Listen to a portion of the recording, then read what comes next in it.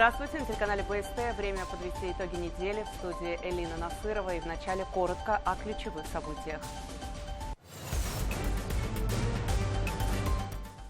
Совместные технопарки и высокотехнологичное производство.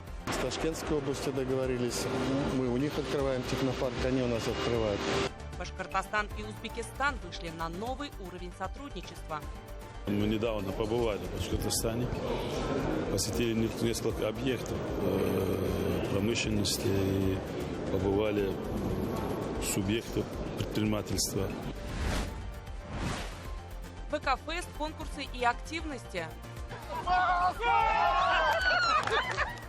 В Уфе с размахом отметили День защиты детей и начало летних каникул. Все для детей. Тебе нравится? Да. Выйти из зоны комфорта и преодолеть себя. В парке «Патриот» открыли очередной сезон гонки героев.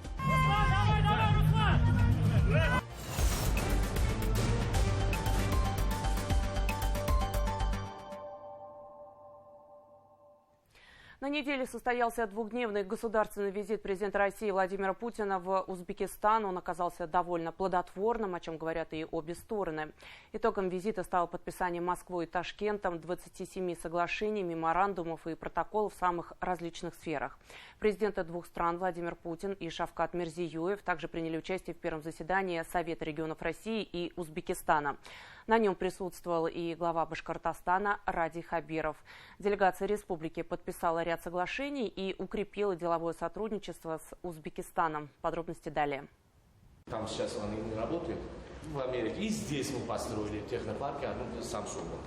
Технопарк в Ташкенте – одна из крупнейших промышленных площадок на территории Центральной Азии. Его создали в 2019 году на территории бывшего авиационного предприятия. За короткий срок здесь в партнерстве с ведущими мировыми производителями развернули 16 высокотехнологичных производств. Среди них выпуск промышленных кондиционеров и систем охлаждения, лифтов и эскалаторов, водяных насосов, приборов учета газа, холодильников, стиральных машин. Опыт работы промплощадки теперь планируют использовать для запуска нового башкирско-узбекского технопарка в Ташкентской области. По словам главы Башкортостана, аналогичную площадку в перспективе намерены организовать и в нашей республике. С Ташкентской областью договорились. Мы у них открываем технопарк, они у нас открывают. Ну и, конечно, здесь вот крупная компания Артел, производство бытовой техники. Вот за моей спиной стоит эскалатор, производство, комплектующих эскалаторов, лифтов, поэтому эту работу будем вести.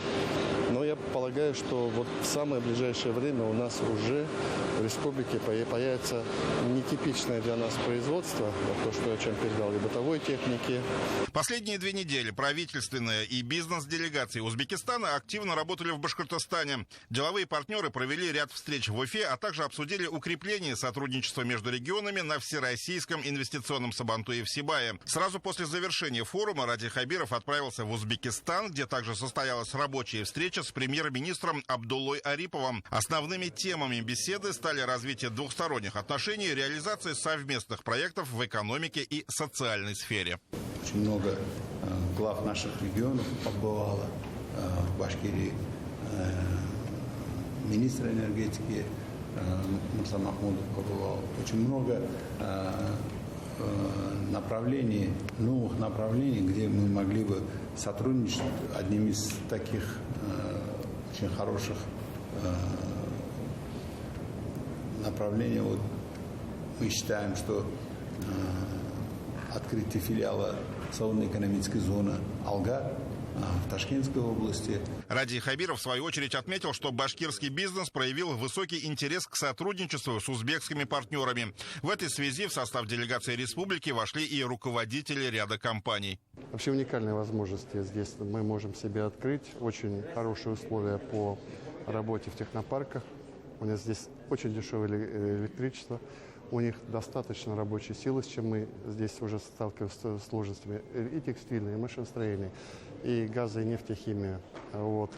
Здесь разумное и понятное нам законодательство. И самое главное, вы же видите, что, во-первых, 2 лидера наших стран очень близко друг к другу с доверием относятся. И два государства сейчас сильно стремятся навстречу.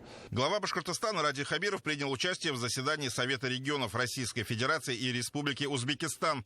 Его провели президент России Владимир Путин и президент Узбекистана Шавкат Мирзиёев. Главная тема встречи – перспективы дальнейшего развития российско-узбекистанских отношений и регионального сотрудничества. Совет регионов России и Узбекистана, несомненно, будет учитывать позитивный опыт, наработанный за годы проведения форума регионов двух стран. Главное, чтобы новый формат отличался не только названием, но и по существу.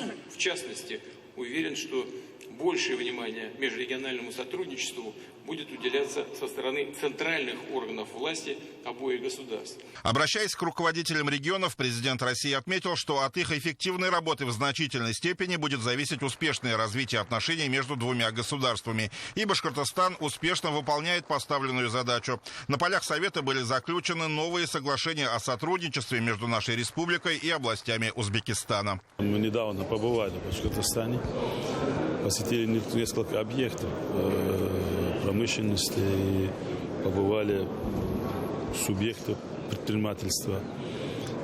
Ради Фаридовича у нас была договоренность развивать отношения в сферах, в основном это была фармацевтика, было в сельском хозяйстве, конкретно говоря, по пчеловодству. И в сфере мебелестроения это был проект по переработке дерева. Благодаря поддержке нашего президента мы создали нормальные каналы отношений, мы создали, скажем, такой коридор, в который бизнес должен заходить и сотрудничать. Мы создали систему гарантий для того, чтобы бизнес понимал, что они, заходя сюда, попадают не в чужую страну неведомо, а в страну, с которой установлены добрые отношения, где уже личные отношения, где мы уже, я сам уже 6 хакимов лично знаю и с ними работаю. Между Башкортостаном и Узбекистаном есть и уже реализованные проекты, и те, которые находятся в высокой степени готовности. По итогам визита Ради Хабиров выразил уверенность, что уже через год многие инициативы будут воплощены в жизнь. Сейчас дело только за бизнесом. Стороны начали формировать пул потенциальных инвесторов, продукция которых будет востребована и на зарубежных рынках. Азат Садреев. Итоги недели. Развивается не только внешнеэкономическая деятельность Башкортостана. Большая работа проводится и по поддержке местных производителей. Завод «Шихан» начнет закупать ячмень у республиканских фермеров. Это позволит сельхозпредприятиям получать регулярные заказы. На неделе пути дальнейшего сотрудничества и развития обозначил Ради Хабиров на встрече с новым собственником завода. Также в ходе рабочей поездки в Стерлитамак глава республики ознакомился с деятельностью предприятия «Красный пролетарий». Подробности в материале Полины Затолокиной. Дробление, затирание, фильтрация и варка. В этом цеху проходят основные процессы приготовления пивных напитков. Завод неоднократно менял собственников, но неизменным остается качество выпускаемого товара. Здесь производят не только пиво, но и безалкогольные напитки – лимонад. Сейчас завод работает только на 50% от возможной мощности. Это около 30 различных напитков. В час здесь разливают 45 тысяч бутылок. И объемы производства планируют наращивать. На встрече с руководством предприятия Ради Хабиров договорился о том, что ячмень завод будет закупать у башкирских фермеров. Так на продукцию аграриев всегда будет спрос. Одно место пивоваренное создает 10 вокруг, от логиста до продавца.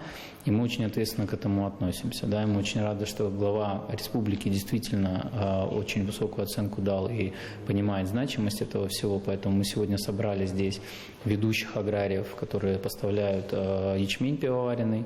Мы договорились о том, каким образом будем увеличивать закупки.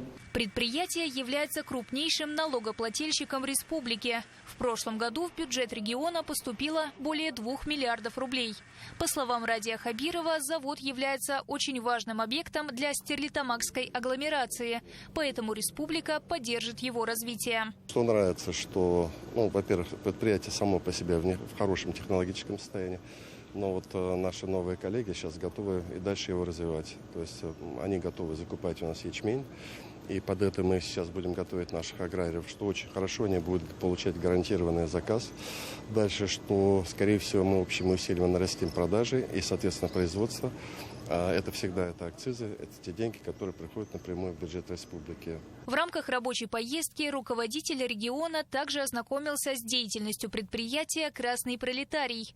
Здесь производят нефтепромысловое оборудование и другие агрегаты для различных отраслей промышленности. Сейчас предприятие выполняет оборонный заказ, оно перегружено, не просто загружено, а перегружено.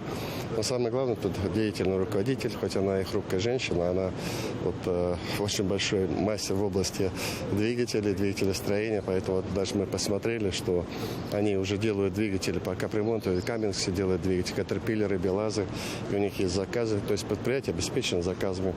Продукцию завода поставляют ведущим нефтегазовым и машиностроительным компаниям России и Беларуси. Глава Башкортостана отметил темпы развития завода и выразил уверенность в его будущем. Полина Затолокина, Артур Ханов и Родион Матвеев. Итоги недели.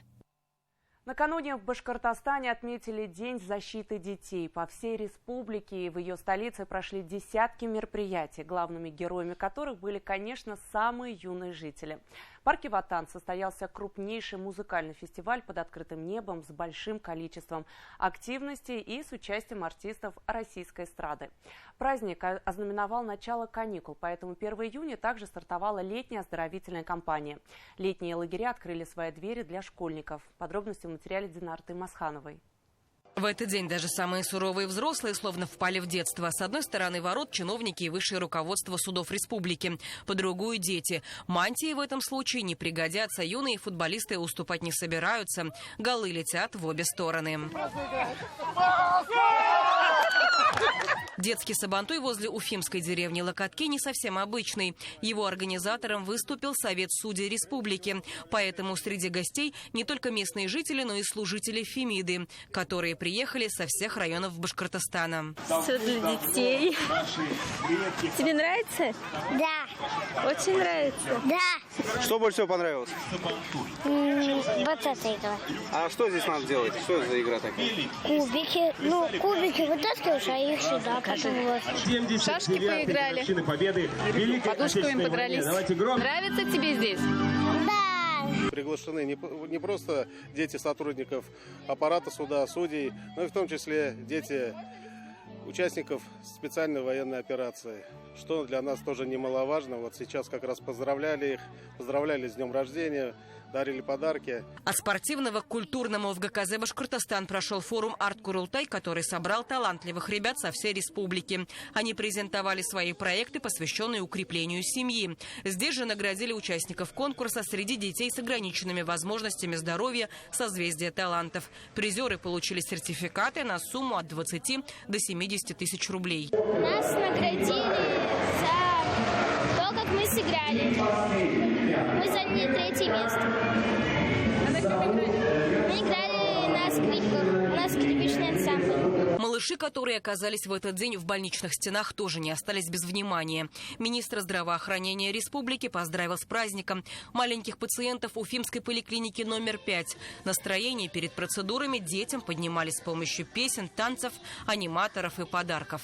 В республике Башкортостан очень много делается для развития детского здравоохранения. Первое, мы делаем специализированные центры. Это центр орфанных заболеваний, центр муковисцидоза, центр эндокринологии.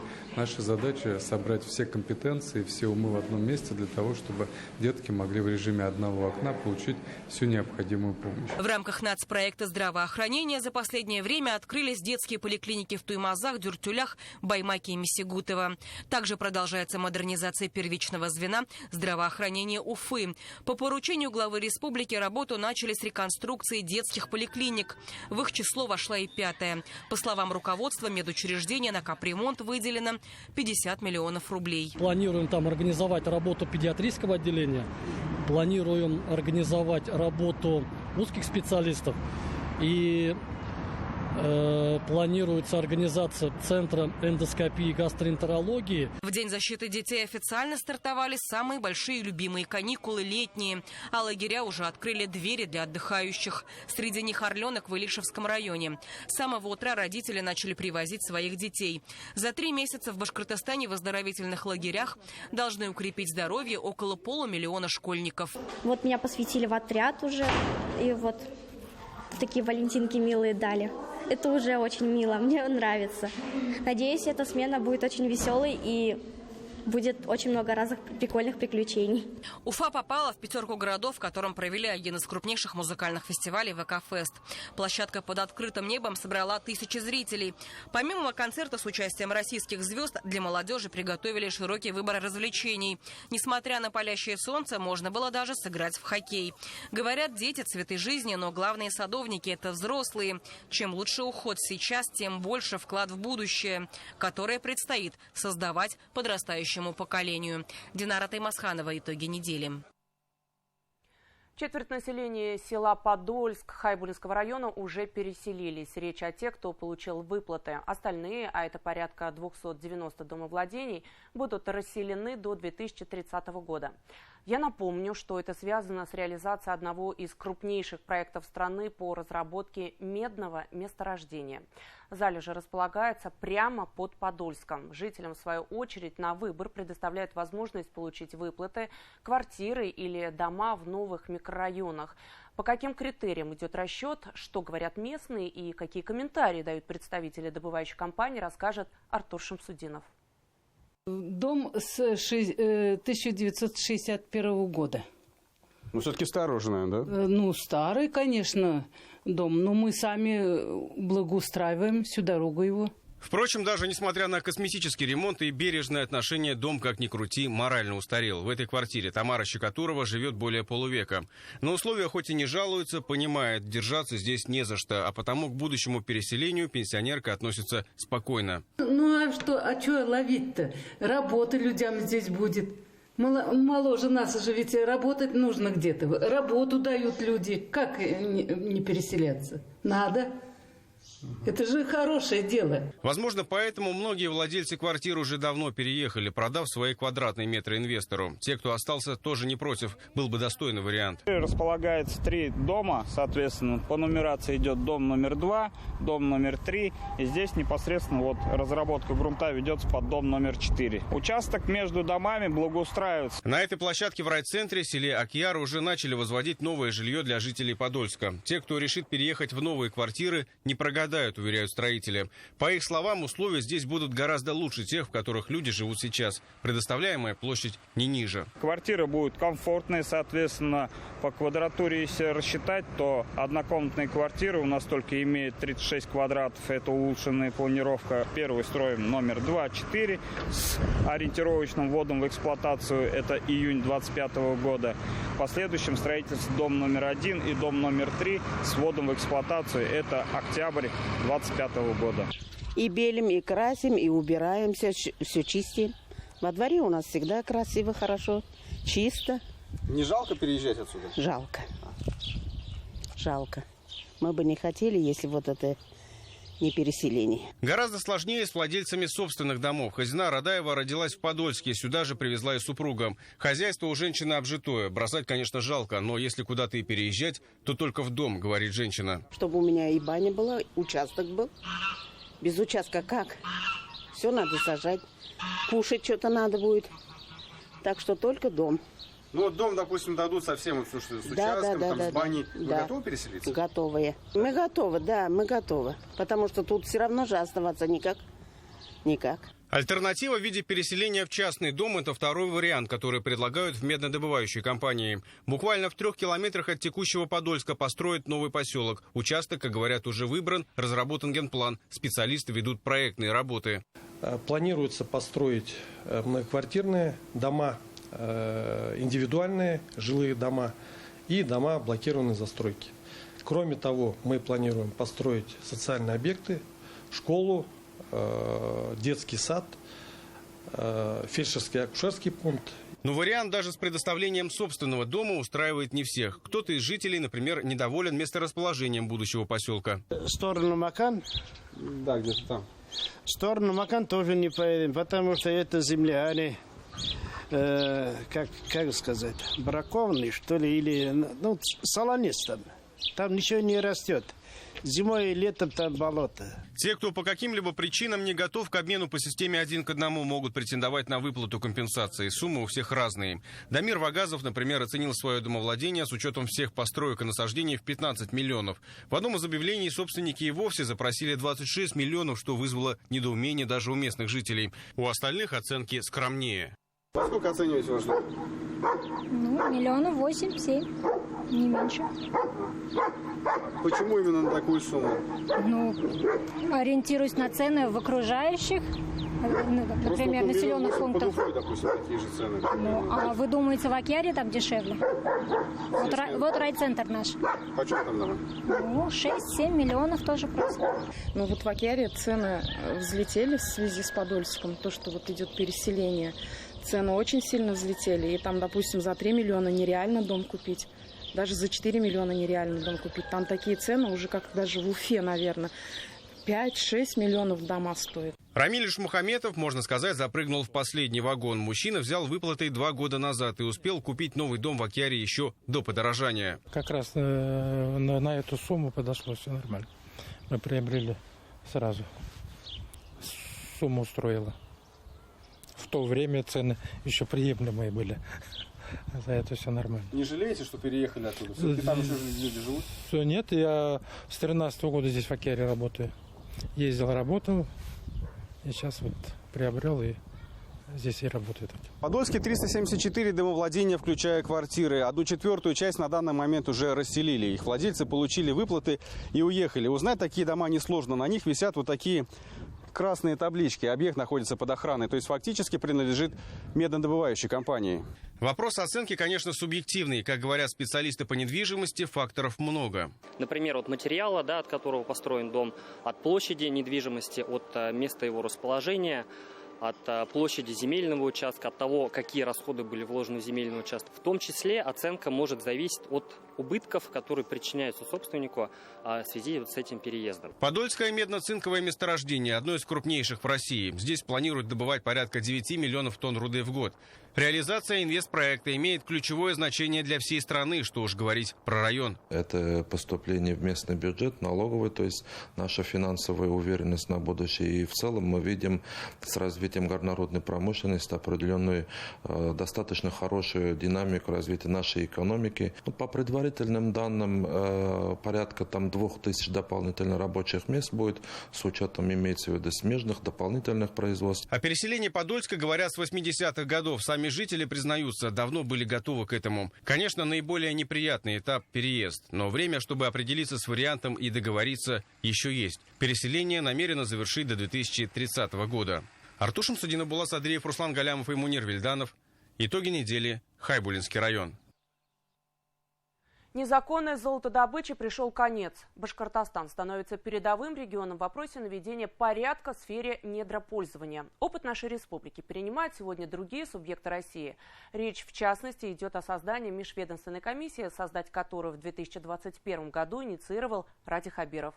Из Учелинского района, который славится своими золотыми запасами, репортаж Руслана Батыргариева.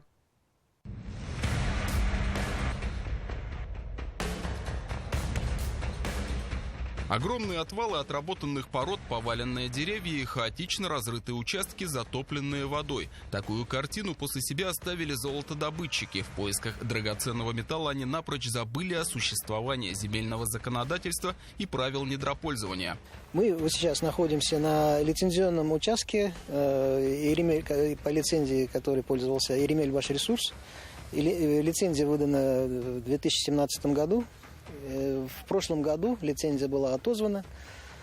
Это вот результат деятельности компании ООО «Еремель Башресурс». По закону и по условиям соглашения недропользователь должен был по окончании действия лицензии провести рекультивацию земель, но этого сделано не было, несмотря на имеющиеся решения судов. Кстати, одним из учредителей Еремель Башресурс, по данным Контурфокус, является Вильдан Ярулин, родная деревня которого располагается недалеко от этих приисков. Местные жители в недоумении от такого варварского отношения к родным местам. У нас было очень красиво. Все везде разрыли. За собой они как бы ничего не убирают. Как они разрыли, все так и оставляют.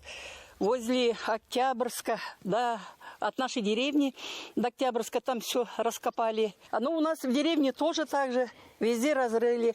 Где река Еремель, да. У нас река вообще очень теперь грязная. Раньше она была очень чистая. Конечно. Мы там купались. По данным специалиста территориального отделения Минэкологии, недропользователям было разработано 6 участков, расположенных на землях сельхозназначения и лесных угодьях. При этом компания-лицензиат все время показывала нулевую налоговую отчетность, то есть не пополняя ни на копейку местный бюджет. Масштабы нанесенного ущерба могли бы быть еще больше, если бы не действия властей республики, которые несколько лет назад твердо решили положить конец подобным нарушениям. В 2021 году по инициативе Радия Хабирова была создана Республиканская межведомственная комиссия по недропользованию. Заседание проводится с участием всех ведомств, которые именно контролируют, а также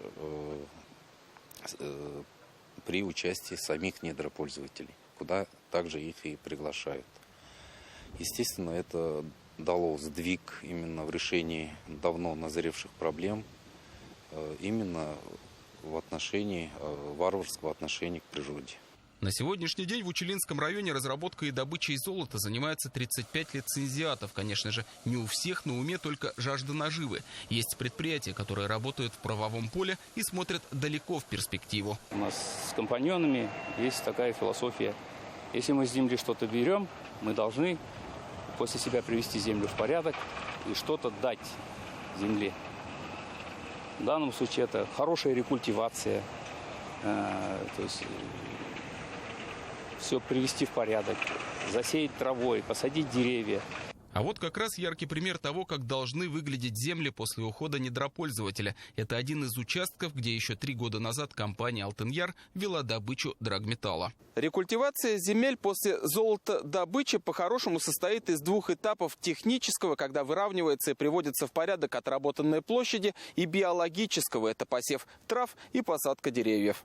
Не только привести в порядок территорию после окончания производственной деятельности, но и помочь людям, которые живут на этих землях. Учредители компании считают, что бизнес должен быть социально ответственным. Недропользователь не только платит налоги, но и оказывает помощь объектам Ильчегуловского сельсовета, в частности, местной больнице и школе. Обеспечивает нас спортивным инвентарем, на каждый праздник выделяют нам материальную помощь. Также Алтын-Яр нам помог установить вот этот мини-стадион. Установили нам забор, помогли постелить кафель в фойе. Вести диалог с недропользователями и оперативно решать возникающие в их работе вопросы. Такую задачу изначально ставили, создавая по инициативе главы республики в 2021 году межведомственную комиссию. При этом обязательно должны были учитываться интересы местных жителей. Ситуация с золотодобытчиками в Учелинском районе потихоньку налаживается, а Башкортостан таким образом подает пример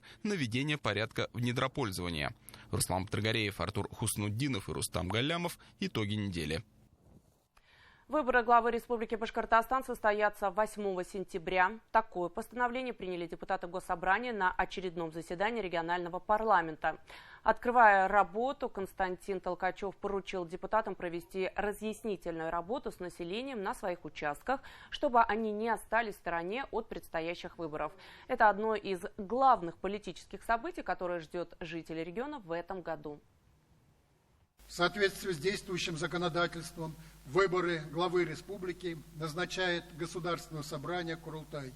Сегодня нам с вами необходимо принять соответствующее постановление. Мы предложили провести выборы 8 сентября текущего года. В соответствии с законодательством в течение 5 дней после принятия этот документ должен быть опубликован. И, соответственно, начинается уже официальная подготовка к выборам главы Республики Башкортостан. В ходе пленарного заседания депутаты заслушали информацию о взаимодействии Куйбышевской железной дороги с Государственным собранием по вопросам реализации проектов, направленных на развитие инфраструктуры. РЖД планирует запустить пассажирский поезд Уфа-Казань к 2026 году. А в целях недопущения гибели людей на воде в преддверии купального сезона парламентарии внесли изменения в Кодекс об административных правонарушениях. Сотрудники МЧС смогут составлять протоколы и налагать штрафы в размере от 2000 для граждан до 25 тысяч для юридических лиц. Наказывать рублем будут за купание в нетрезвом состоянии в необорудованных и не предназначенных для этого местах. Ежегодно по этим причинам в республике тонут десятки людей. Поэтому мы сейчас расширяем полномочия наших спасателей, дав им возможность, во-первых, составлять протоколы в отношении таких купающихся, а также штрафовать. Мы рассчитываем на то, что данная новелла позволит сократить количество утонувших в купальный сезон, а также предупредить нарушение правил безопасности на водных объектах республики. Режиссер Айнур Аскаров готовит новую полнометражную работу. Это киноальманах «Уфа, я люблю тебя». Туда войдут 8 новелл, которые снимут разные авторы. Съемки одной из историй недавно завершились. В ней главную женскую роль исполнила восходящая российская кинозвезда Валентина Ляпина. Почему актриса согласилась на предложение башкирских кинематографистов и ждать ли зрителям продолжения полюбившегося всем картины «Из Уфы с любовью»? Подробности расскажет Анастасия Чубаева. Пусть проект случится, пусть он будет радовать нас всех, и мы будем гордиться тем, что мы все вместе поработали, познакомились и так далее. Берегите глаза. Нет, лучше вниз, вот сюда. С чего начинается съемка? С разбитой посуды. Чисто российская кинотрадиция. Осколки тарелки со своими именами разбирают члены съемочной группы. На одном отколотом кусочке имя актрисы Валентины Ляпиной. На новеллу отведен всего один съемочный день, но контакт с актерами у режиссера произошел сразу. Мы тренировались, мы сняли кое-что, но вот сейчас мы довернемся белым цветом и прям начнем, замоторимся по команде. Это лишь одна из историй киноальманаха «Уфа, я люблю тебя». По такому же принципу, с похожими названиями, где меняется лишь наименование города, снято много работ про мировые столицы. Здесь главным действующим лицом выступает уже Уфа.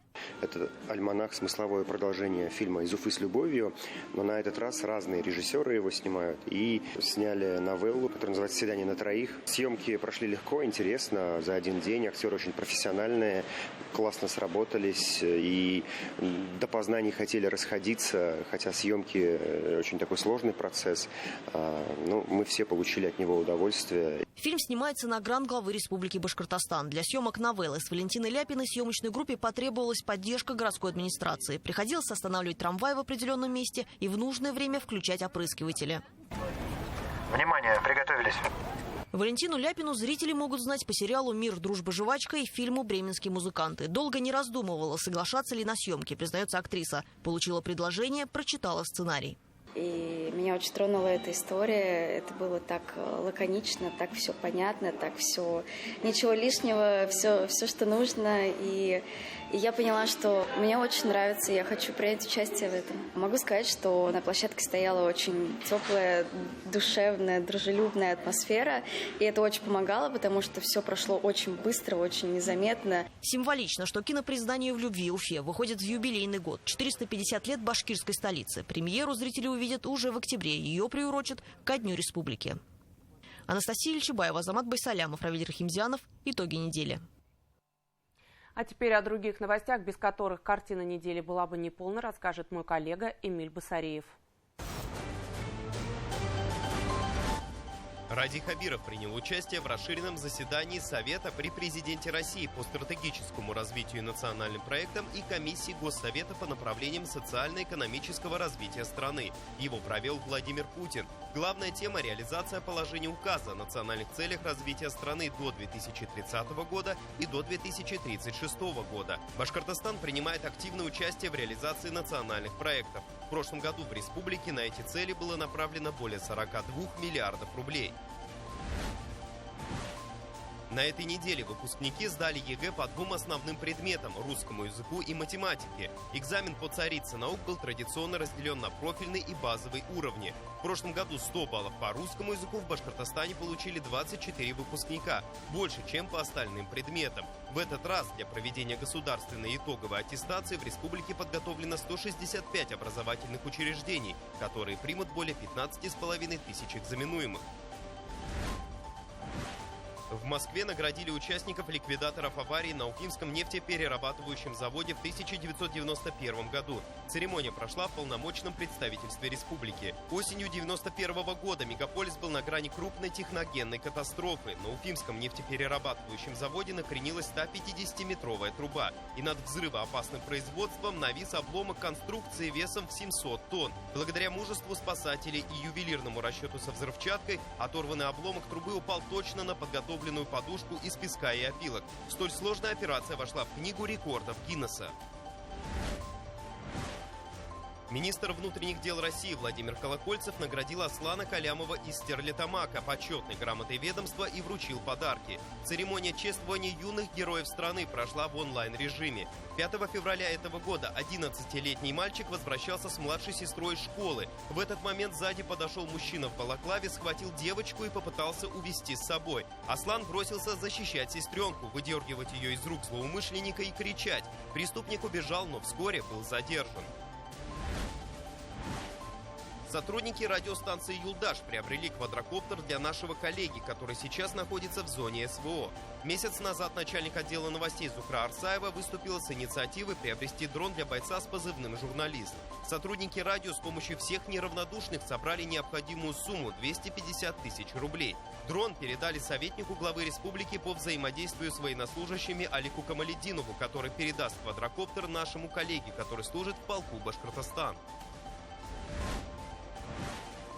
В Уфе прошел полуфинал конкурса «Это у нас семейное». Среди участников более 350 семейных команд со всех регионов Поволжья. Для них подготовили интеллектуальные, спортивные и творческие испытания. В понедельник будут известны фамилии победителей. По итогам определят 300 семей со всей России. Они получат путевки на путешествия и примут участие в финале конкурса в Москве. В День семьи, любви и верности объявят имена 30 победителей, которые получат жилищные сертификаты. Уфимский приют «Берлога», где произошел сильный пожар, пытается вернуться к обычной жизни. В огне, охватившем постройку и вольеры, сгорели четвероногие подопечные. Причины возгорания устанавливаются. Одна из возможных версий – поджог. Берлога и ее подопечные сейчас будут рады любой помощи, материальной и физической. Волонтеры здесь нужны всегда, хотя бы просто выгулить собак и пообщаться с ними. Четвероногие пока приходят в себя, а на территории приюта наводят порядок. Строят новые вольеры, разбирают остатки постройки. В Башкортостан на летний отдых приехали более 100 детей из Луганской Народной Республики. Ребят из города Красный Луч встретили на железнодорожном вокзале в Уфе сотрудники детского лагеря, регионального Минобра и аниматоры. Для гостей был организован небольшой концерт. Впереди у детей 21 день отдыха в лагере «Дружба» Мелюзовского района. В течение лета в Башкортостан приедут еще группы детей из Донецкой и Луганской Народных Республик. В Уфе прошел музыкальный фестиваль «Денис Мацуев представляет. Диалог поколений». Проект объединяет как именитых музыкантов, так и новые имена молодых исполнителей. Они исполнили произведения классики вместе с Госоркестром Республики. Фестиваль шел несколько дней, и каждый принес сюрприз для зрителей. Также в Уфе Денис Мацуев вручил 5 стипендий фонда «Новые имена юным талантам». Помимо этого, Денис Мацуев и актер Сергей Безруков посетили музей музыки имени Федора Шаляпина в Уфе. Ради Хабиров подписал указ о присвоении Сергею Безрукову и Денису Мацуеву почетных званий народных артистов Башкортостана.